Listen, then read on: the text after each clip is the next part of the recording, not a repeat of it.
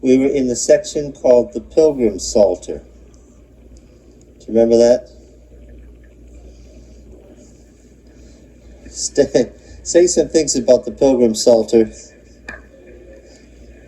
that indicates you know something about it. What can you say about the Pilgrim Psalter? Anyone?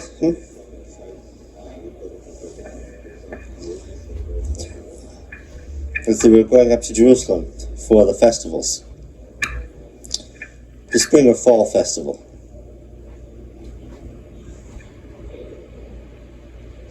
Yeah. Which was it in Judah? Spring or fall? I think it was fall in Judah.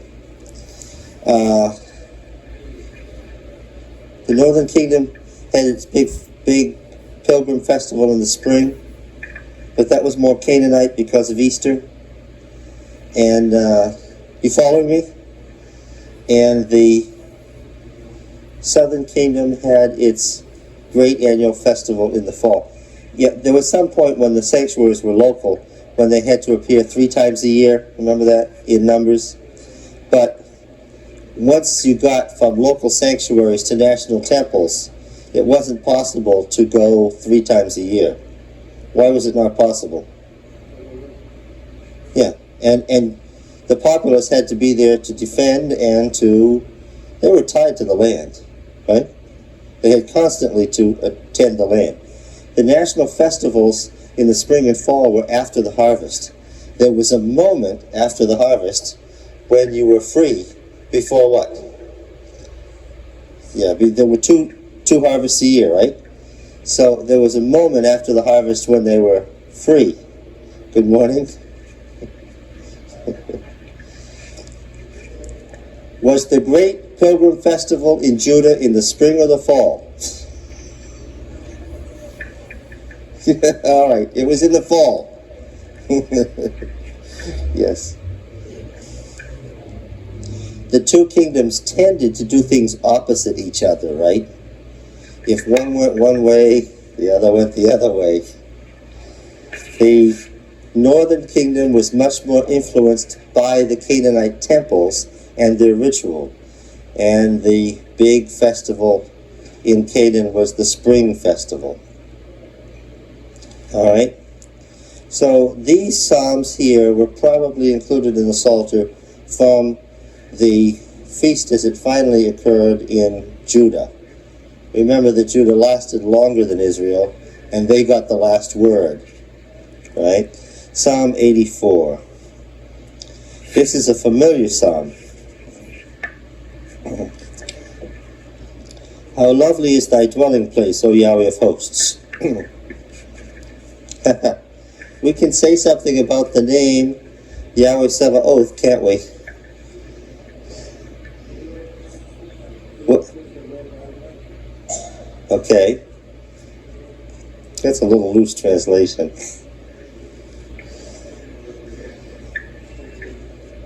Well, what's Yahweh Sabaoth? God of armies, yes. The Lord of the armies, the maker of the armies. He who causes the armies to be. My soul longs, yea, faints for the courts of Yahweh. My heart and flesh sing for joy to the living God. Even the sparrow finds a home, and the swallow a nest for herself, where she may lay her young. At thy altars, O Yahweh of hosts, my King and my God. Blessed are those who dwell in thy house, ever singing thy praise. Who are those who dwell in his house?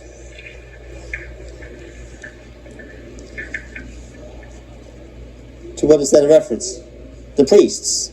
Yes. This is a reference to the serving priests in the temple. Blessed are the men whose strength is in thee, in whose heart are the highways to Zion. As they go through the valley of Baca, what does Baca mean? Is there a translation in one of your... This is in reference to the valley that leads up from the Valley of Weeping. From south of Jericho, where they wept over the deaths caused by Achan's sin, No, not anything to do with the Becca, no. Right. That's a different, that word Becca is split. This word Baka is weeping. Yes, that's right. These are two different words with two different meanings, just similar in sound. They make it a place of springs. The early rain also covers it with pools. They go from strength to strength. The God of gods will be seen in Zion. O Yahweh, God of hosts, hear my prayer. Give ear, O God of Jacob. Behold our shield, O God. Look upon the face of thine anointed.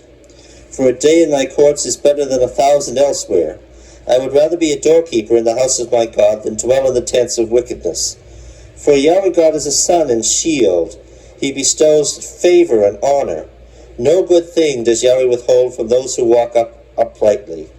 O Yahweh of hosts, blessed is the man who trusts in thee.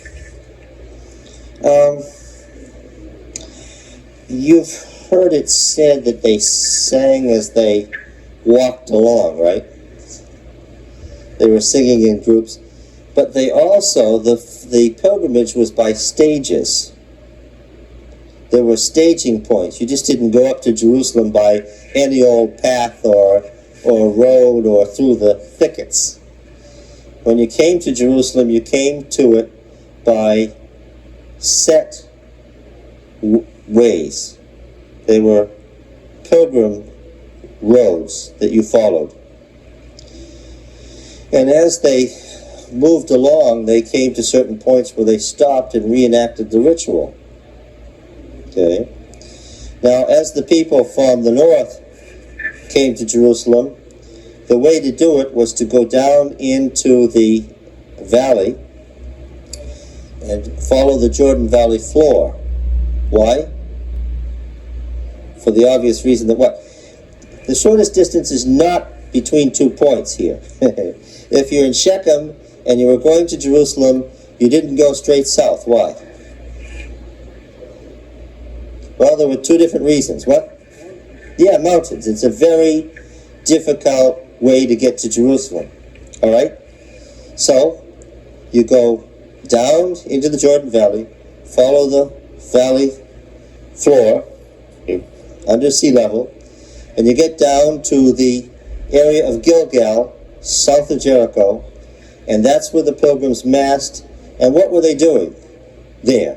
Why did they go to that point and reenact the thing there? What were they reenacting? Yes, the entrance into Canaan. Yeah. The site at Gilgal was the pre-site for people coming from the north. Did you notice the use of El, God, in here? The people are from the north. What? What is he saying? I'm saying the people are from the north in this psalm. I can tell by reading it. How can I tell? I know they're going to Jerusalem. Yahweh is the name of God here, the name of the divine being. They're headed toward Jerusalem. That's where the courts are. They're not going to Bethel. But there's a strong El flavor here. Can you give me some examples?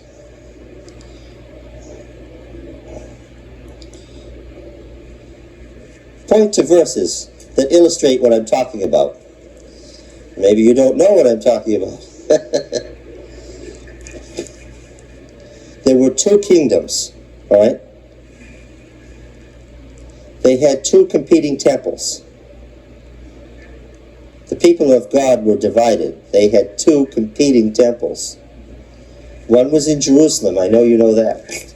Do you know where the other one is? She's a listen carefully. She's a stand-in for those of you who don't know what's going on here, and she's doing it very nicely.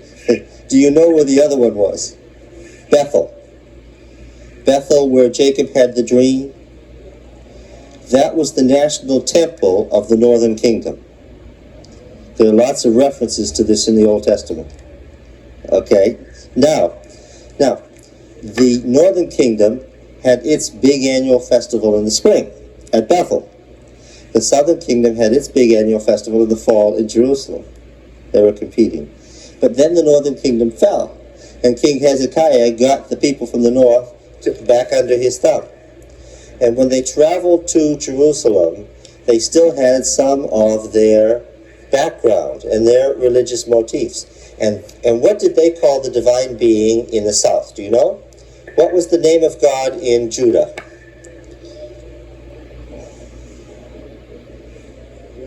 Yahweh, yes. In like manner, do you remember what the name of God was in the northern kingdom? El. Yeah. Is this a Yahweh psalm or an El psalm? Psalm 84, this very familiar psalm.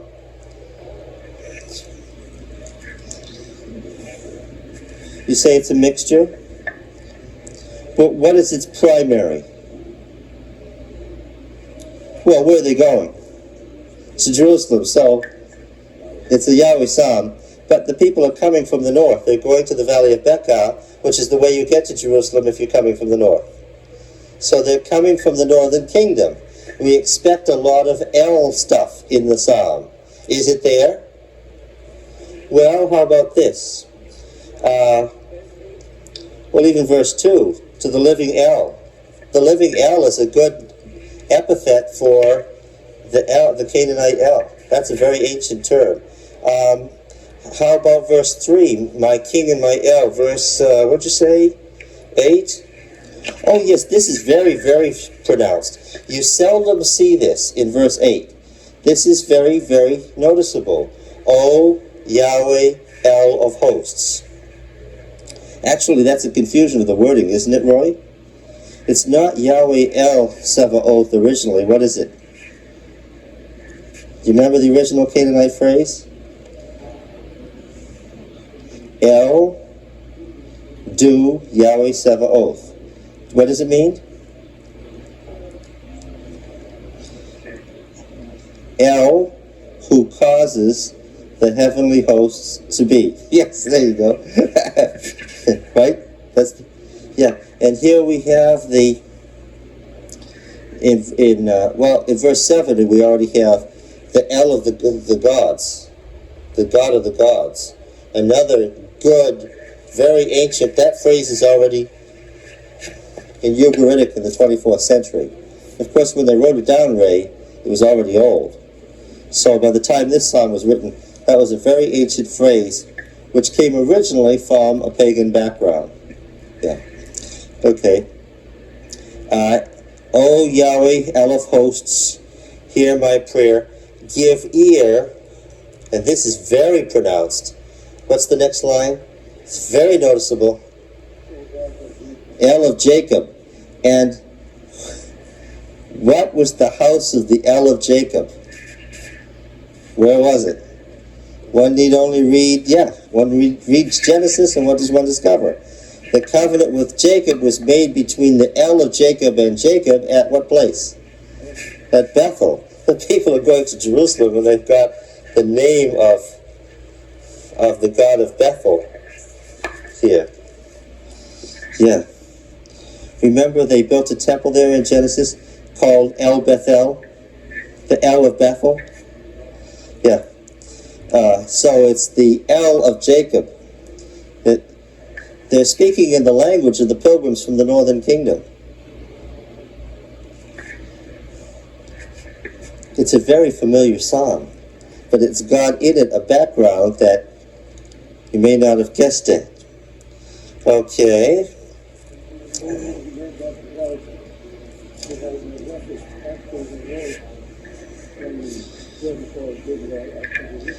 That's correct. He observes that when they were on this pilgrimage, that the hardest part of the journey was where? This last section from Gilgal to Jerusalem. But that's the point, because what were they reenacting? They were reenacting the entry into Canaan, and the last part was what? The actual battle. Yeah, where some of them were killed. Remember that in the Pilgrim Psalter, as they move along toward Jerusalem, or toward the Ark, or toward the holy cosmic mountain, whatever their phrase they're giving, they're reenacting what? What are they reenacting? Yes, well, good. Crossing the Jordan was a reenactment itself of what? Cycles, what? Yes.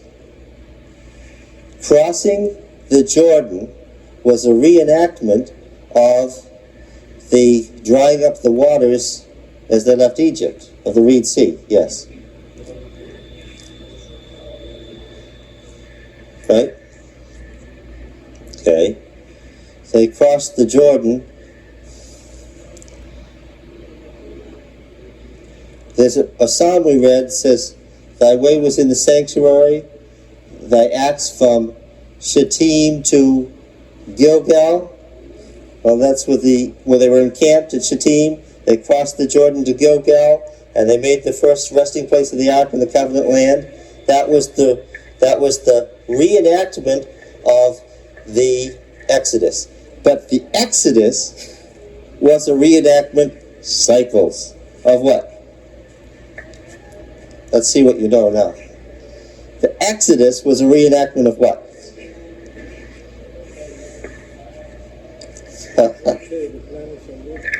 Yes, it's the plan of salvation in miniature. Pharaoh represents Satan. Moses represents Christ. The whole thing. Yes, that's true. That's absolutely true. These are archetypes or symbols. But where does it derive from originally? And of course, the plagues, the destruction of Egypt, the destruction of Pharaoh and his host so that he's dead. At Yam Suf, the Sea of Reeds, which also means what? The Sea of... What's Yam Suf? The Reed Sea. What's the other word? Suf is a pun. What's the other word?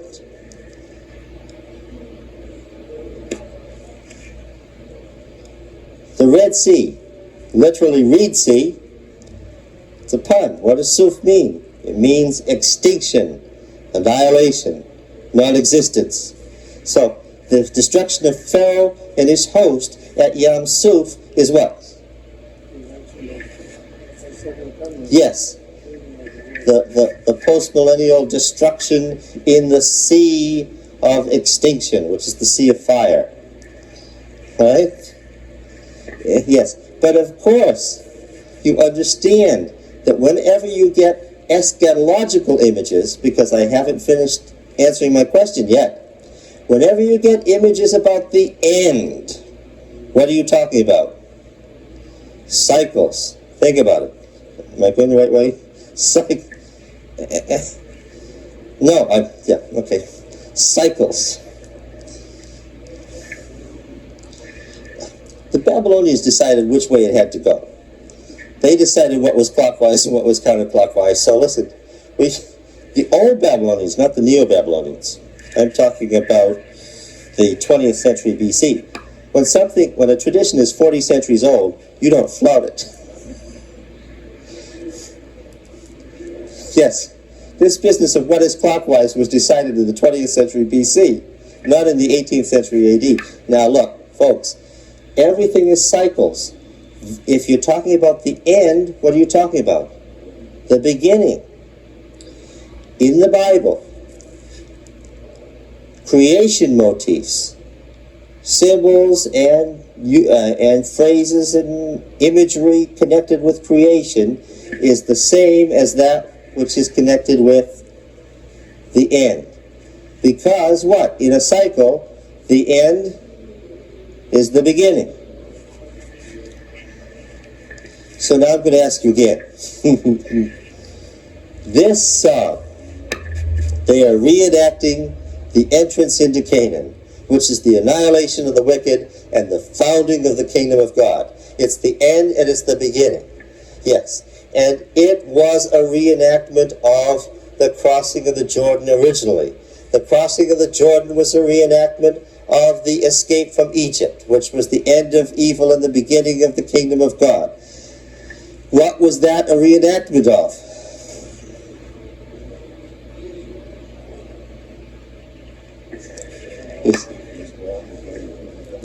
What? Well, yes, he said that. the eschatologies we have at the end of this world, the coming of the kingdom of God, yes, but all of that is a reenactment of what? Where do these motifs, what are they connected with originally? How about with the creation of the world? What was the creation of the world? It was the original eschatological war, right? Where Yahweh got the victory over what? Over the forces of chaos, represented by what? What's the great symbol of the forces of chaos? The serpent, who lives where? In the sea. Leviathan. Yeah. All right. So let's see what we've got here. Yeah. All right. Let's go on. Are you all following me, or are some of you puzzled? You're puzzled? Okay, can you give me a verse? This is the Revised Standard Version. It's not a very...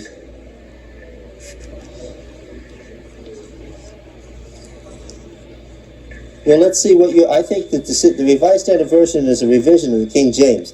I think, now that I've called your attention to it, that you'll notice it. Look at a verse. Let's see, what verse shall we use? How about verse 8?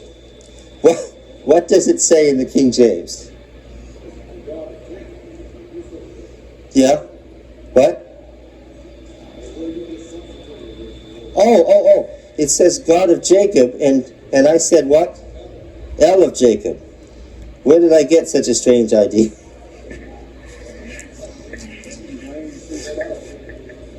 Well, they all say God, because we're reading what? We're reading English. El is the Hebrew word for God. Except it has a capital E, it's a name in the northern kingdom. El Bethel is the God of Bethel, the God you worship at Bethel. Okay? And the word, let's try this. Verse 8. You see the word Lord? What's unusual about it?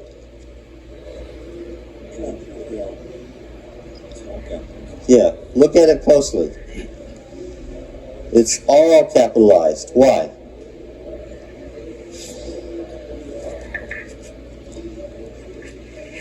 Yeah, because the word God is El, but this word Lord is a translation of what? Yahweh. Yes. Now, I'm going to say this again, and there's a host of reasons why that we don't have time to go into here, that we've been working on for 2 years. In the southern kingdom, in Judah, which name did they characteristically use for God? Yahweh. And in the northern kingdom, what name did they use for God? El. That's why you find some psalms that use only the name Yahweh, and there are other psalms where they use only the name El. The word Yahweh never appears. Because some of them come from the north, some come from the south. Question. How did these northern psalms get to the south, to Jerusalem? Under Hezekiah. Yes. Let's see. What did they leave out for us? Psalm 92? Psalm 92. We did 90 and 91. A song for the Sabbath.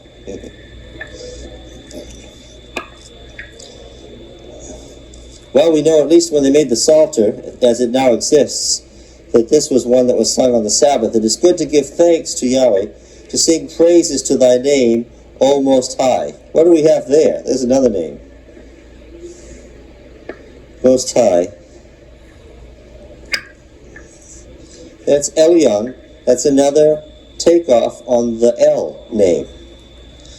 To declare thy steadfast love in the morning, and thy faithfulness by night, to the music of the lute and harp and the melody of the lyre. For thou, O Yahweh, hast made me glad by thy work. At the work of thy hands I sing for joy. How great are thy works, O Yahweh! Thy thoughts are very deep. The dull man cannot know, the stupid man cannot understand this, that though the wicked sprout like grass and all evildoers flourish, they are doomed to destruction forever. But thou, O Yahweh, art on high forever. For lo, thy enemies, O Yahweh, for lo, thy enemies shall perish, all evildoers shall be scattered. We can use it as a proof text for the destruction of the wicked. But thou hast exalted my horn like that of the wild ox. Thou hast poured over me fresh oil. My eyes have seen the downfall of my enemies. My ears have heard the doom of my assailants. The righteous shall flourish like the palm tree and grow like a cedar in Lebanon.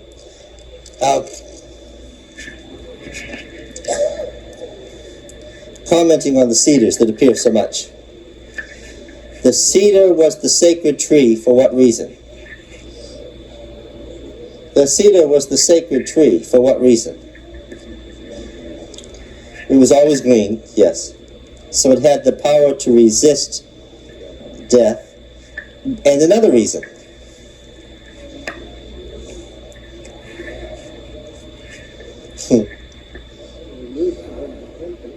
They used it to build the temple. But the reason they used it to build the temple was because it was already the sacred tree.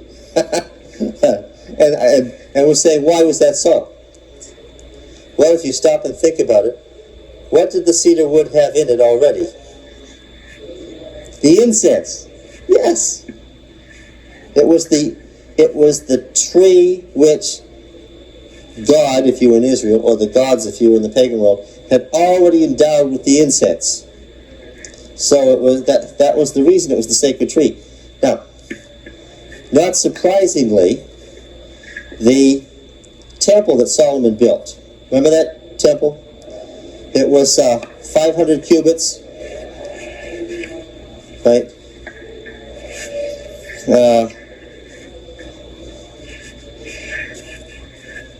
This giant square that Solomon built.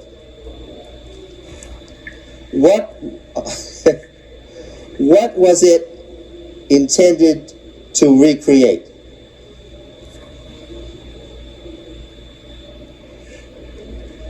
What? The sanctuary in heaven. That's the correct answer. I can still get at this. She gave an answer that's correct that I didn't expect. I'm going to try it again. Up.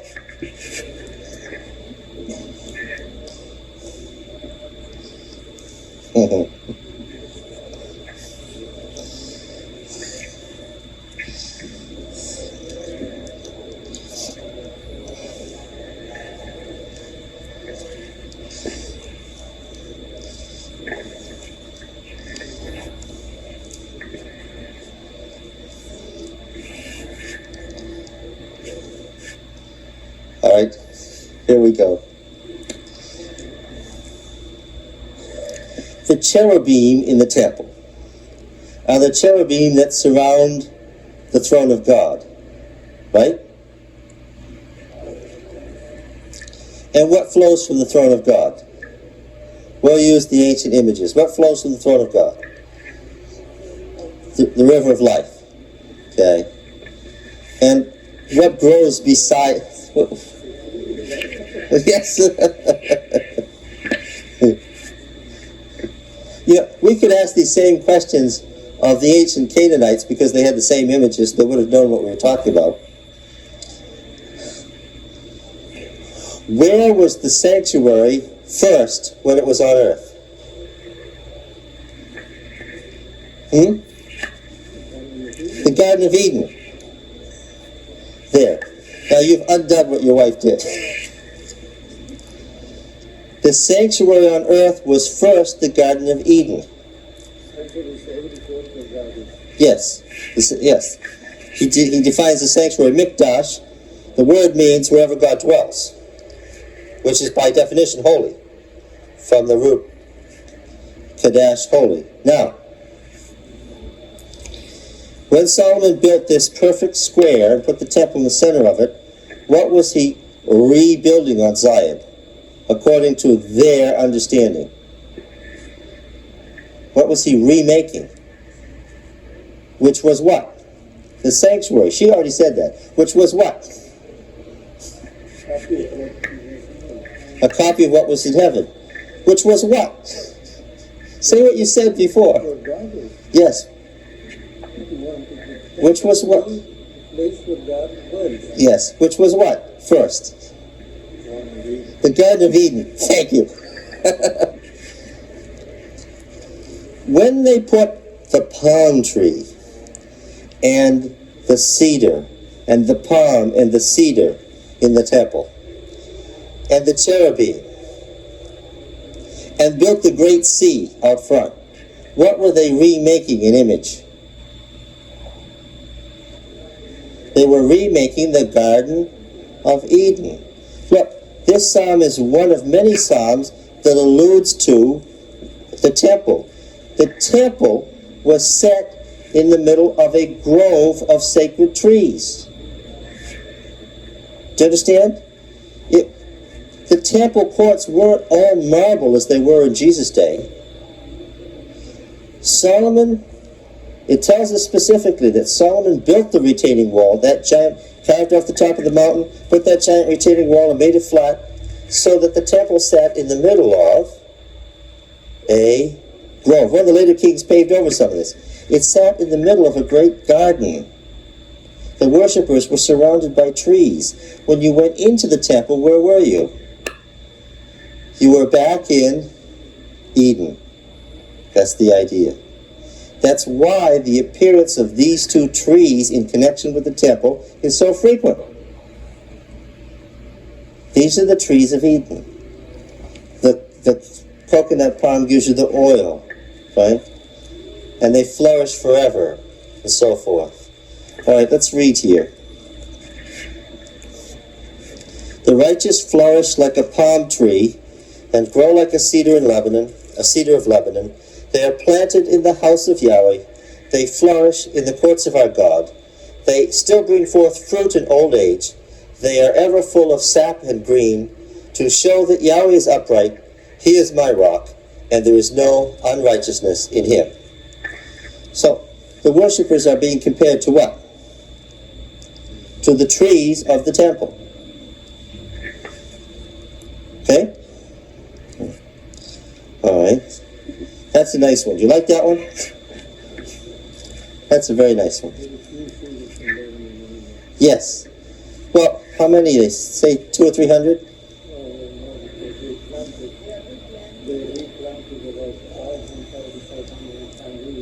Really?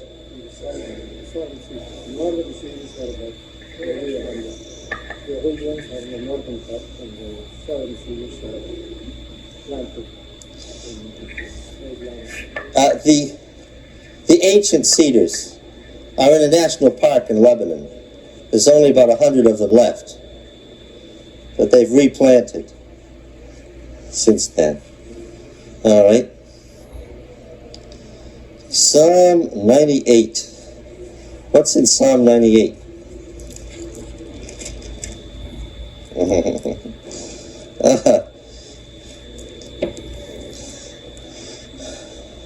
Oh, sing to Yahweh a new song, for he has done marvelous things. His right hand and his holy arm have gotten him victory. Yahweh has made known his victory, has revealed his vindication in the sight of the nations. He has remembered his steadfast love and faithfulness to the house of Israel. All the ends of the earth have seen the victory of our God. Notice verse 3. Make a joyful noise to Yahweh, all the earth. Break forth into joyous song and sing praises. Sing praises to Yahweh with lyre, with the lyre the sound of the melody, with trumpets and the sound of the horn. Make a joyful noise before the King, Yahweh. Let the sea roar and all that fills it, the world and those who dwell in it. Let the floods clap their hands. Let the hills sing for joy together before Yahweh, for he comes. He comes to judge the earth. He will judge the world with righteousness and the people with equity, all filled with ancient symbols. Symbols of what?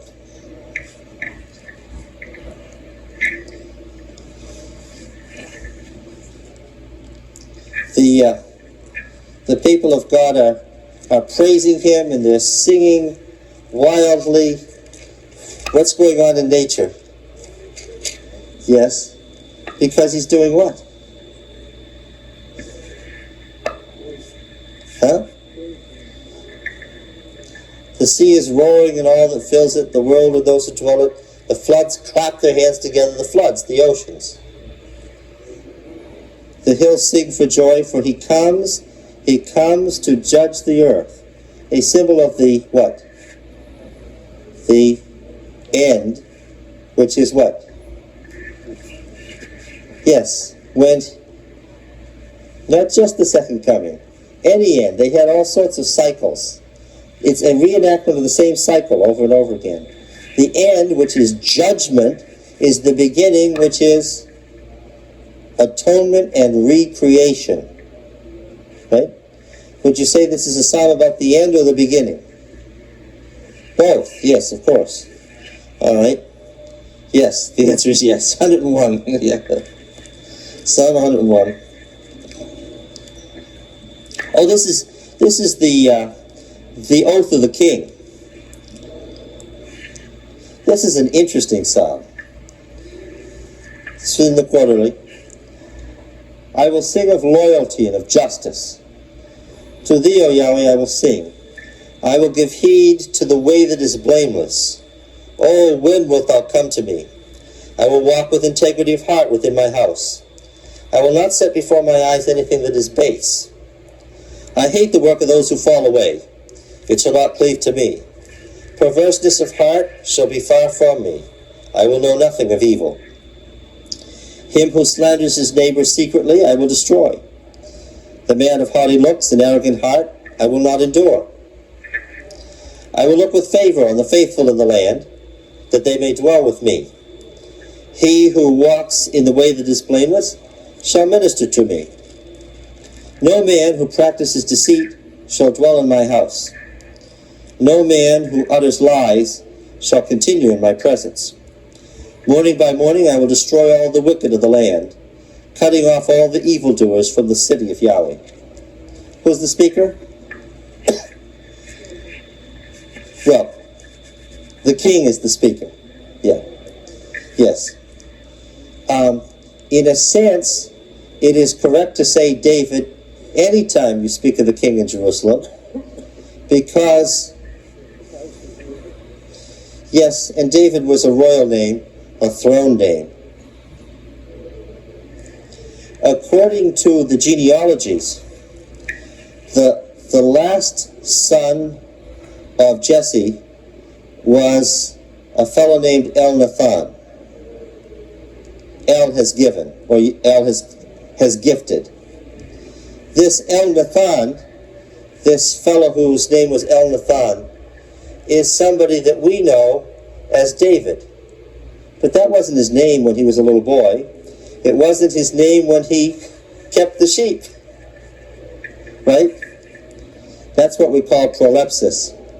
When you say that President Lincoln studied his little school books by the light of the fire in Kentucky, that's a good example of prolepsis. When he studied his little school books by the light of the fire in Kentucky, who was he not? He wasn't President Lincoln. Yeah. Any more that when David chased that lion and that bear, he wasn't David yet. Yeah, he was this Elnathan, this young boy, a son of Jesse. Where did he get this name?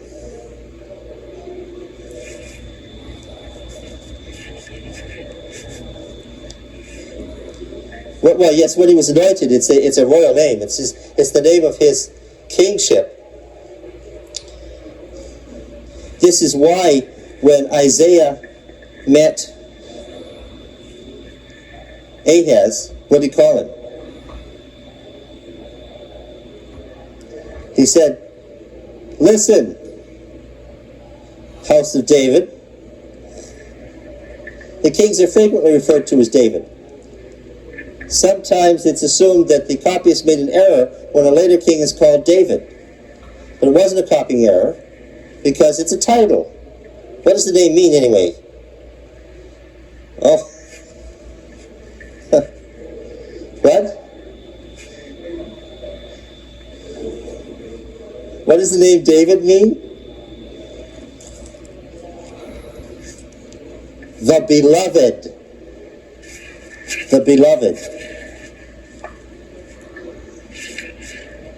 Or the one desired. You see it all the time in the Song of Solomon. Yes, the beloved one. This is a messianic title. It's a title that's found throughout Scripture in reference to Yahweh. It was applied to David because David was what? Beloved of God. Beloved of God. When it says that the evil king of the north will give no heed to one beloved of women, what text am I referring to now? Do you know the text? It's Daniel 11. Yes, sure, it's Daniel 11. A little Old Testament background would make Daniel 11 a lot less mysterious. It's talking about the Messianic king. In its original context in the Baal epic, David, the one beloved of women, was who?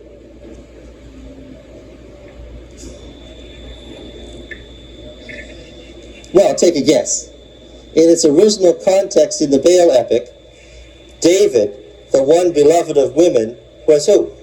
Was Baal, who was the son of El, right? And the Messianic figure. Yeah. So that when David founds his permanent establishment, he's taking over the symbolism of the kingship of Baal, the founding of the temple and so forth. It becomes the Messianic image. So, right? The image of Christ, David. Oh, Jesus, son of David, have mercy on me. He was using a messianic title. Okay? And the fact that he did so arrested Jesus' attention. Yes. It was a title for the king. Now, these kings had lots of different names. But regardless, Hezekiah could appropriately be called what? The David. Because when you read it in the original, he's not David, he's the David. Like we say the Donald, he was the David. Meaning what? The beloved one. Yeah. Beloved of whom? Yes, it becomes beloved of God later on in Scripture. But originally it meant beloved of women, then beloved of God. It went both ways. Yes. That's how we get this messianic image in Song of Solomon. Right? Yes. Yes.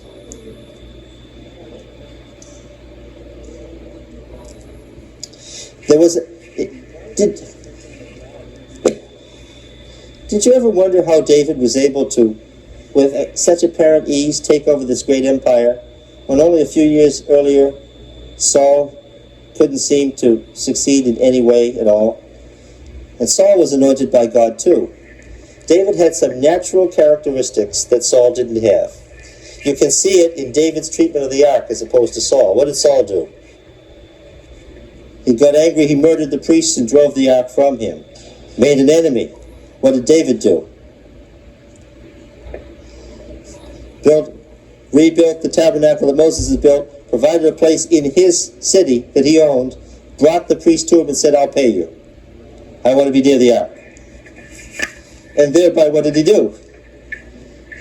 He made the priests throughout the whole country his agents. Said, I'll give you the priestly cities that you were promised. Right? But to the Canaanites, he sort of had a Roman Catholic tendency. What do I mean by that? The Canaanites had these images. David had the great festival and he gave everybody raisin cakes in the spring. What were those raisin cakes for, according to the Canaanites? That gave them fertility so that they'd have children. And when David brought the ark to Jerusalem, what did he do at his own expense according to 2 Samuel 6? He dismissed everybody. Last thing he did was he gave everybody a raisin cake. Yes. Now, the folks who were brand new to Yahwism, who had suddenly become Yahwist because they'd been conquered, David did what? He used the images of their background to explain things to them. And it was familiar to them. And one of the things that was very noticeable was he adopted the common Canaanite name for the Messianic king as his throne name. David. Yes. Which goes all the way through the Bible to Christ. Yes. Interesting. Yes. All right, thank you very much for your attention.